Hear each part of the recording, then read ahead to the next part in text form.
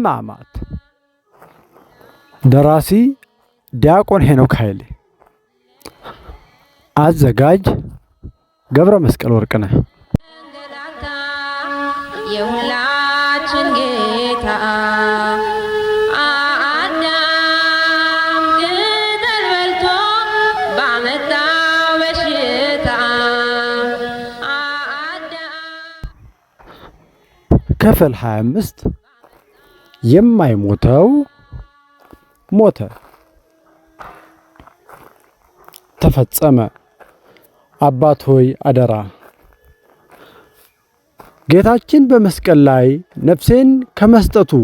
ነፍሱን ከመስጠቱ በፊት የተናገራቸው የመጨረሻዎቹ ሁለት ቃላት ተፈጸመና አባት ሆይ ነፍሴን አደራ በእጅ እሰጣለሁ የሚሉ ነበሩ። ጌታችን ተፈጸመ ብሎ እንደተናገረ በወንጌል ላይ የተጻፈ ሁለት ጊዜ ነበር።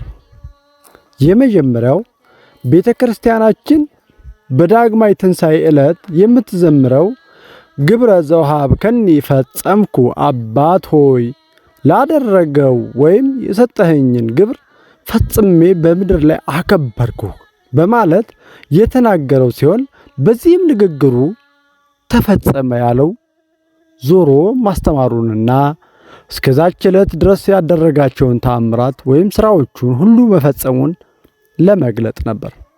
በዮሐንስ ወንጌል ምዕራፍ 17 ቁጥር 4 ላይ የተናገራቸው ናቸው። በዕለተ ዓርብ ላይ ተፈጸመ ብሎ መናገሩ ግን እጅግ ብዙ ትርጉም ያለው ቃል ነው። ተፈጸመ ሲል በነቢያት ላይ ስለ እኔ የተናገረው ትንቢት፣ የተመሰለው ምሳሌ፣ የተቆጠረው ሱባኤ ሁሉ ተፈጸመ። የሰው ልጅ በዲያብሎስ አገዛዝ በጨለማ ስልጣን በሞት ጥላ ተይዞ በአጋንንት ወጥመድ ታስሮ የነበረበት የሚኖርበትም የፍዳ ዘመን ተፈጸመ። በእግዚአብሔርና በሰው በመላእክትና በሰውና በመላእክት በሰማይና በምድር በሰማይና በምድር እንዲሁም በነፍስና በሥጋ መካከል ነግሶ የነበረው ጥል ተፈጸመ። ጽድቅ እንደ መርገም ጨርቅ የሚሆንበት በጎ የእየሰሩ ወደ ሲኦል የሚወረወሩበት ወይም የሚወርዱበት ዘመን ሁሉ በትእዛዛት ላይ የተጻፈው የሚቃወም የዕዳ ጽሕፈት በሰው ልጅ ላይ የሚሰለጥንበት ዘመን ተፈጸመ። የሰው ልጅ በናፍቆትና ተስፋ ሲጠባበቅ የነበረው መዳኑ ተፈጸመ። የሰው ልጅ የበደል ዕዳ ተከፈለ። የአምላክ የቤዛነት ሥራ ተፈጸመ ማለት ነው። ጌታችን ተፈጸመ ያለው የሰው ልጅ መዳን መከናወኑንና የበደላችን ዕዳ መካፈሉን ወይም መከፈሉን የሚያሳይ ነው ስንል አንዳንዶች ጌታ ሞቶልሃል፣ ዕዳ ተከፍሎልሃል፣ ከእንግዲህ ወዲህ ምንም ኃጢአት ብትሰራ በአንተ ላይ ኩነኔ የለም፣ ጸድቀሃል ብለው እንደሚያስተምሩት ክህደት ያለ እንዳልሆነ ልናስተውል ይገባል። መድኃኔዓለም ክርስቶስ በመስቀል ላይ አድኖሃል ስንል ያዳነን ከምን እንደሆነ ለይተን ማወቅ ይገባናል። ጌታችን በመስቀል ላይ ሞቶ በአዳም በደል ምክንያት በሰው ልጅ ላይ ሁሉ፣ በሰው ትውልድ ሁሉ፣ በሰው ዘር ሁሉ ይመጣ ከነበረው የባህሪ መጎሳቆል፣ የኃጢአት መሰልጠን፣ የዲያብሎስ መግነንና የሞት ጥላ ሁሉ በመስቀሉ አድኖ ነፃ አውጥቶናል። የአዳም ልጆች በመሆናችን ምክንያት በቀደመው ዘመን በተፈረደብን የፍርድ ኃጢአት የተነሳ በነፍሳችን ላይ ይመጣ የነበረው ፍዳ ሁሉ በመስቀል ላይ ተፈጽሟል። በዚህም ማዳን ያመኑ ሁሉ የዘላለምን ሕይወት የሚያወርሰን የመዳን መንገድ ይጀምራሉ እንጂ በመስቀል ላይ በሆነው ነገር ሁሉ ተፈጽሞልናል ብለው አይቆሙም። ሐዋርያው የተናገረውን የየራሳቸውን መዳን በፍርሃትና በመንቀጥቀጥ ፈጽሙ እንዳለው እያንዳንዱ ሰው ክርስቶስ ያዳነን የማዳን ከመጀመሩ ወይም ከማመን ጀምሮ ምስጢራተ ቤተ ክርስቲያንን በመፈጸም ከኃጢአት በመራቅ በንስሐ በመመላለስና በሥጋው ደሙ በመታመን በመስቀሉ የተፈረደለትን ወይም የተደረገለትን የመስቀል ድህነት ከሲኦል ባርነት የሚወጣ ወይም የማውጣት ሥራ አካሄድ ማዳን ከግብ ሊያደርሰው ይገባል ይለናል ሐዋርያው ቅዱስ ጳውሎስ በፊልጵስዩስ መልእክቱ ምዕራፍ 2 ቁጥር 12 ላይ። እግዚአብሔር እስራኤላውያንን በበጎ ደም ወይም በበጉ ደም ከግብፅ ባርነት ነፃ አወጣቸው እንጂ በፋሲካው በግ ደም ወደ ተስፋይቱ ምድር አላስገባቸው። ይህን ልብ ልንለው ይገባናል። መቼም የማንረሳው ትልቅ ታሪክ ነው። እንግዲህ ከግብፅ ከወጡ በኋላ ባደረጉት ነገር ወደ ተስፋይቱ ምድር መግባትና አለመግባታቸው ተወስኖ ጥቂት ገብተው ብዙዎች ቀርተዋል። ፋሲካችን ክርስቶስ በመስቀል ላይ ደሙን ማፍሰስ ከሲኦል ባርነት ነፃ አደረገን እንጂ መንግሥተ ሰማያትን አላስገባንም። አሁን የተቀላቀለብንና ውስብስብ ታሪክ የፈጠረብን ይሄኛው ነው። ለዘላለም ድህነት ተፈጽሞልናል ወይስ የመጀመሪያው ከገነት መግባት ባርነት ነው የተቀረፈልን የሚለው ድህነት ሁለቱ ቅልቅል የፈጠረብን ይሄኛው ነው። ይሄኛውን ክርስቲያን የሆነ ሁሉ ልብ ሊለው ያስፈልገዋል። ፋሲካችን ክርስቶስ በመስቀል ላይ ደሙን አፍስሶ ከሲኦል ባርነት ነፃ አደረገን እንጂ መንግሥተ ሰማያት አላስገባንም። ከሲኦል ባርነት ነፃ ካወጣን በኋላ የምናደርገው ነገር ወደ መንግሥተ ሰማያት ወይም ወደ ዘላለም ርስት አለመግባታችንንና መግባታችንን ይወስነዋል። ሐዋርያው በሌላ አገባብ የተናገረው ቢሆንም ይህንን የሚያህል ሞት አዳነን ወይም ያድነንማል፣ ወደፊትም ደግሞ እንድናለን ብሎ በግልጽ በእርሱ ተስፋ አድርገናል ይለናል። ይህም ሐሳብ ይገልጽልናል ብለን ተናግረነዋል። በአንደኛ ቆሮንቶስ ምዕራፍ 1 ቁጥር 10 እስከ 11 ያለው የሐዋርያው የቅዱስ ጳውሎስ መልእክት የተናገረውን እንተማመንበታለን። መድኃኔዓለም ክርስቶስ በመስቀሉ አድኖናል እንላለን። በሕይወተ ሥጋ ሳለንም በቸርነቱ ያድነናል። ወደ መንግሥተ ሰማያት እንደምንገባም ወይም እንደምንድን ተስፋ እናደርጋለን። ከዚህ በላይ ደግሞ ምድር ላይ ቁጭ ብለን ኃጢአትና ጽድቅ ወይም እየሰራን እያፈራረቅን እያገለባበጥን ምንፈልገውን ምንሻውን ነገር እየፈጸምን እየሰራን ጸድቅ ያለው ብለን እንድንናገር ግን ከመጽሐፍ ቅዱስ የተማርነው የትሕትና ሕይወት ምንም አይፈቅድልን። ክብር ይግባውና መድኃኔዓለም ክርስቶስ እኛ የፈለግነውን ኃጢአት እንድንሰራ ሂሳብ ዘግቶ የሄደ ይመስል ተክቶልሃል፣ ቤዛህ ነው፣ ጸድቀሃል፣ ድህነሃል እያል አንዘብትበትም። ጌታችን በመስቀል ላይ የተናገረው የመጀመሪያውና የመጨረሻው ቃል አባት ሆይ በማለት የሚጀምር ሲሆን አባት ሆይ በማለቱ የባህሪ አምላክነቱን አምላኬ በማለቱ ደግሞ ሰውነቱን አስረድቶናል። ምናልባትም እንዲህ ለሚመለከተው ሰው አባት ሆይ ማለቱ ብቻ ደግሞ እንዴት አምላክነቱን ሊያስረዳ ይችላል ሊል ይችላል። እኛም አባት ሆይ አባታችን ሆይ ብለን መጸለያችን አምላክ ያሰኘን ይሆን? እንግዲህ እኛ አምላካችንን አባታችን ሆይ ብለን ከጸለይን እሱ ደግሞ አባት ሆይ ብሎ ከጸለየ እንግዲህ እኛ አምላካችንን ነው አባት ሆይ የምንለው እሱም አምላኩን ነው ሊል ይችላል አንዳንድ ጅል ሰው። እኛ የእግዚአብሔር ልጆች መባላችን ከኢየሱስ ክርስቶስ የእግዚአብሔር ልጅነት በምን ይለያል የሚል ጥያቄም ሊያስነሳ ይችላል። በመጀመሪያ ልናስተውል የሚገባው ቁም ነገር በሐዲስ ኪዳን እግዚአብሔር በነጠላ አባቴ ብሎ የጠራው ወይም እንደጠራ የተጻፈለት ኢየሱስ ክርስቶስ ብቻ መሆኑ ነው። የሰው ልጆች ደግሞ እግዚአብሔርን እንደ አባትነቱ ሲጠሩ በጋራ አባታችን ብለው ነው፣ አባቴ ብለው አይጠሩም። የሐዲስ ኪዳን ክርስቲያኖች እግዚአብሔርን ሲጠሩ ምን ብለው ነው? አባታችን ሆይ። እኛስ አባታችን ሆይ። እግዚአብሔር ሲጠራው ምን ብሎ የሚጠራው? አባቴ ሆይ። ስለዚህ ሁለቱ በፍጹም አይገናኙም፣ ነጠላና አንድ ነው። ጌታችን ይህንን ለይቶ ሲናገር ወደ አባቴና ወደ አባታችሁ አርጋለሁ አለ እንጂ ወደ አባቴ ብቻ ብሎ ለይቶ አልተናገረም። ጌታችን ይህንን ለይቶ ሲናገር ወደ አባቴና ወደ አባታችሁ አርጋለሁ አለ ያለ ሲሆን የእርሱ የእግዚአብሔር የባህሪ ልጅነት ከኛ የእግዚአብሔር የጸጋ ልጅነት የተለየ ስለሆነ እንጂ አንድ ቢሆን ኑሮ ወደ አባታችን ብሎ በተናገረ ነበር ይለናል የዮሐንስ ወንጌል ምዕራፍ 20 ቁጥር 17 ላይ። ስለዚህ በአዲስ ኪዳን በተደጋጋሚ ለኛ አባታችሁ ለራሱ ደግሞ አባቴ እያለ ለይቶ ተናግሯል። ኢየሱስ ክርስቶስ የእግዚአብሔር የባህሪ ልጅነት ነው ወይም የባህሪ ልጅ ነው ማለት እግዚአብሔር ነው ማለት ነው እንጂ ሰው ነው ብቻ ማለት አይደለም።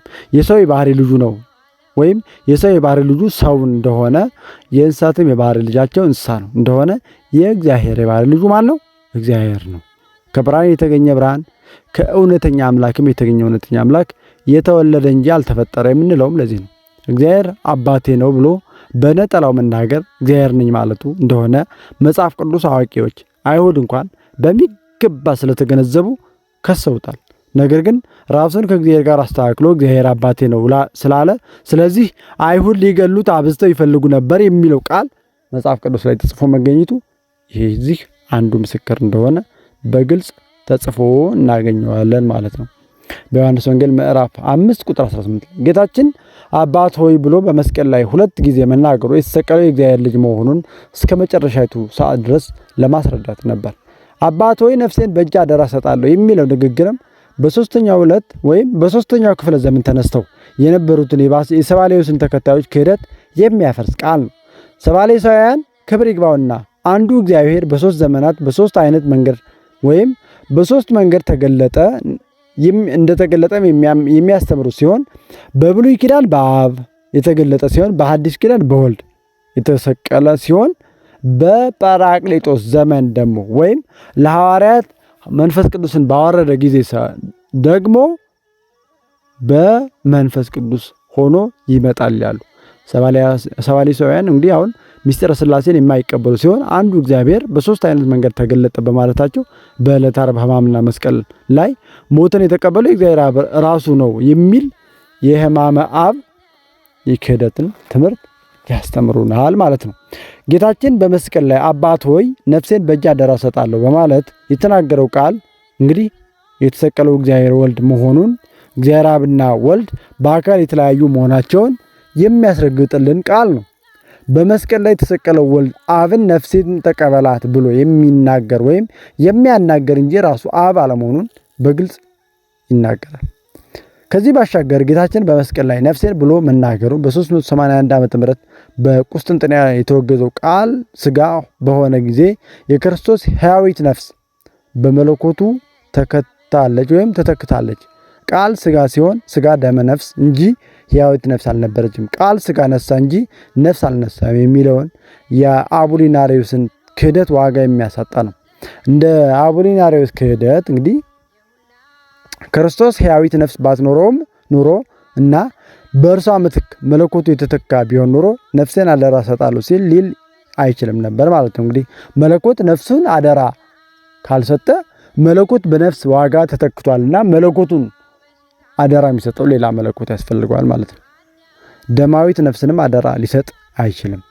ቅዱስ አባ ጊዮርጊስ ዘጋስጫ ስለ አቡሊናሪዮስ በጻፈው አንቀጽ አቡሊናሪዮስ ሆይ ነፍሴን በፈቃድ ይሰጣለሁ እያለ እንዴት ነፍሴ እያለው ስለ ታወራለህ ብሎታል።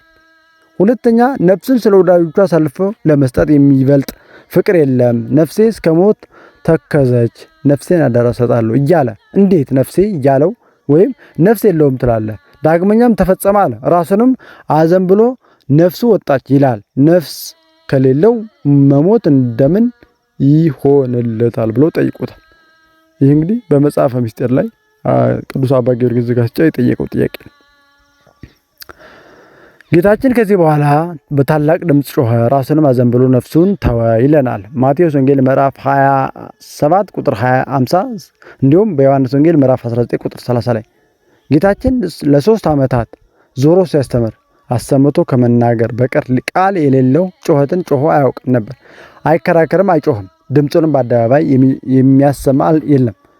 ፍርድም ድል ለመንሳት እስኪወጣ የተቀጠቀጠ ሸምበቆን አይሰብረም ነበር የሚለው የሚሰማ የለም። ፍርድን ድል ለመንሳት እስኪወጣ የተቀጠቀጠ ሸምበቆን አይሰብርም።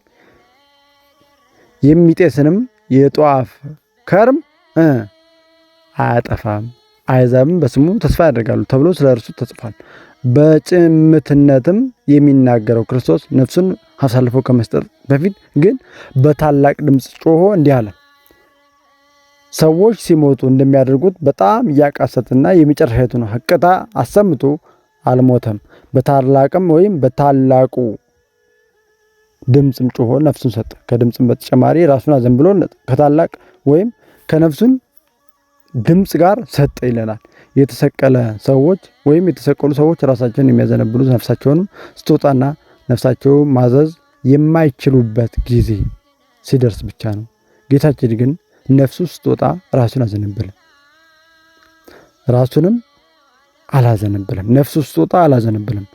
ራሱን አዘንብሎ ነፍሱን እንድትወጣ አደረገ እንጂ ራሱ ነው ነፍሱ እንድትወጣ ራሱን ያዘነበለው። ነፍሱ ስትወጣ አይደለም ራሱን ያዘነበለው። እና ይህ ልዩነት አለው።